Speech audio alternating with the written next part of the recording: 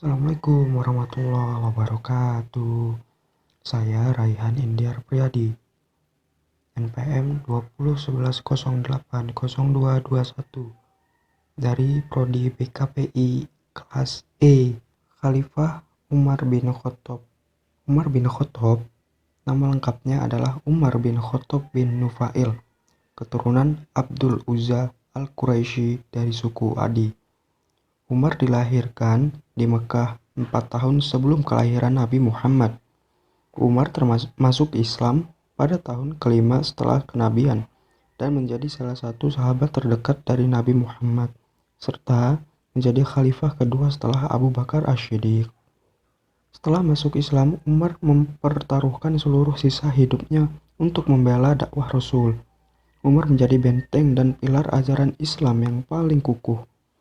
Ia menjadi orang kepercayaan Rasulullah sekaligus penasihat utamanya. Umar juga berperan besar bagi perkembangan dan kejayaan Islam di kemudian hari. Umar memiliki postur tubuh yang tegap dan kuat, wataknya keras, pemberani dan tidak mengenal gentar. Tutur bahasanya halus, bicaranya fasih, dan Umar bin Khattab adalah salah satu sahabat terbesar sepanjang sejarah sesudah Nabi Muhammad. Peran Umar dalam sejarah Islam masa permulaan merupakan yang paling menonjol karena perluasan wilayahnya. Di samping kebijakan-kebijakan politik yang lain, adanya penaklukan besar-besaran pada masa pemerintahan Umar merupakan fakta yang diakui kebenarannya oleh para sejarawan. Khalifah Umar bin Khattab dikenal sebagai pemimpin yang sangat disayangi rakyatnya karena perhatian dan tanggung jawabnya yang luar biasa pada rakyatnya. Salah satu kebiasaannya adalah melakukan pengawasan langsung dan sendirian berkeliling kota, mengawasi kehidupan rakyatnya. Dalam banyak hal, Umar bin Khattab dikenal sebagai tokoh yang sangat bijaksana dan kreatif, bahkan jenius. Beberapa keunggulan yang dimiliki Umar membuat kedudukannya semakin dihormati di kalangan masyarakat Arab. Sehingga kaum Quraisy memberi gelar singa padang pasir. Dan karena kecerdasan dan kecepatan dalam berpikirnya, ia dijuluki Abu Faiz. 1. Terpilihnya menjadi khalifah. Ketika Khalifah Abu Bakar jatuh sakit dan merasa ajalnya akan segera datang, ia berkonsultasi dengan sahabat mengenai khalifah sesudahnya. Ia berkata kepada mereka, "Aku sekarang telah menderita sakit, seperti yang kalian lihat. Sepertinya ajalku akan segera datang. Oleh karena itu, angkatlah seseorang yang akan kalian cintai sebagai pemimpin kalian yang akan menggantikanku. Barangkali apabila kalian menentukan pada saat aku masih hidup sekarang, kalian tidak akan berselisih pendapat nantinya setelah kematianku." Kemudian, para sahabat bermusyawarah sesama mereka. Hasilnya, mereka menghadap Abu Bakar dan memintanya agar menetapkan seseorang yang ia kehendaki sebagai pemimpin mereka. Abu Bakar bertanya kepada mereka, "Jangan-jangan kalian akan berselisih setelah aku tentukan?" Mereka jawab, "Ya." Dia berkata, "Kalau begitu berilah aku tegang waktu untuk berpikir karena Allah untuk kepentingan agama dan kaum muslimin." Kemudian Abu Bakar memanggil Utsman bin Affan dan meminta pendapatnya tentang siapa yang akan dijadikan penggantinya. Utsman mengusulkan nama Umar bin Khattab. Lalu Abu Bakar memerintahkannya untuk menulis surat wasiat tentang Umar bin Khattab sebagai penggantinya. Setelah Abu Bakar meninggal, para sahabat menerima dan sepakat untuk membaiat Umar sebagai khalifah dan secara langsung beliau menerima sebagai khalifah yang resmi yang akan menuntun umat Islam pada masa yang penuh dengan kemajuan dan akan siap membuka cakrawala di dunia muslim. Beliau diangkat sebagai khalifah pada tahun 13 Hijriah atau 634 Masehi. Kemajuan-kemajuan yang dicapai Umar bin Khattab selama pemerintahan Umar, kekuasaan Islam tumbuh dengan sangat pesat. Islam mengambil alih Mesopotamia dan sebagian Persia dari tangan dinasti Sassanid dari Persia yang mengakhiri masa kekaisaran Sassanid, serta mengambil alih Mesir, Palestina, Syria, Afrika Utara, dan Armenia dari kekaisaran Romawi. Saat itu ada dua negara adidaya, yaitu Persia dan Romawi. Namun keduanya yang telah ditaklukkan Islam pada zaman Umar. Sejarah mencatat banyak pertempuran besar yang menjadi awal penaklukan ini.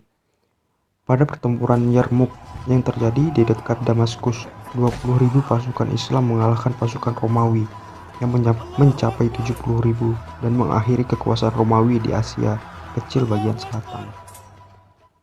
Umar melakukan banyak reformasi secara administratif dan mengontrol dari dekat kebijakan publik, termasuk membangun sistem administratif untuk daerah yang ditaklukkan.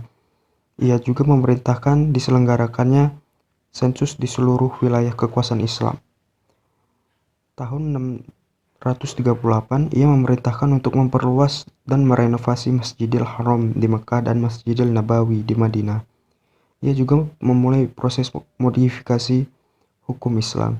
Umar dikenal dari gaya hidupnya yang sederhana.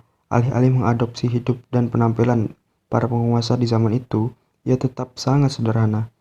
Pada sekitar tahun 17 Hijriah, tahun keempat kekhalifahannya, Umar mengeluarkan keputusan bahwa penanggalan Islam hendaknya mulai dihitung saat peristiwa hijrah.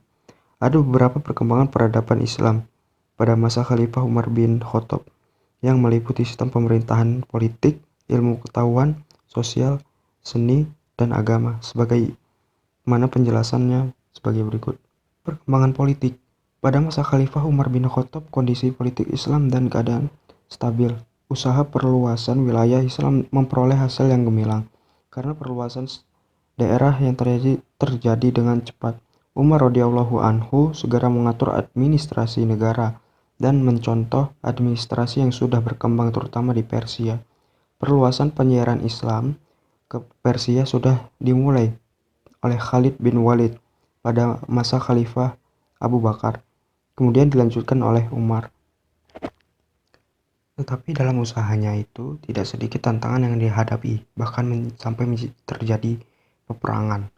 Kekuasaan Islam sampai ke Mesopotamia dan sebagian Persia dari tangan dinasti Said dan dari Persia, serta mengambil alih Mesir, Palestina, Syria, Afrika Utara, Armenia dari kekaisaran Romawi.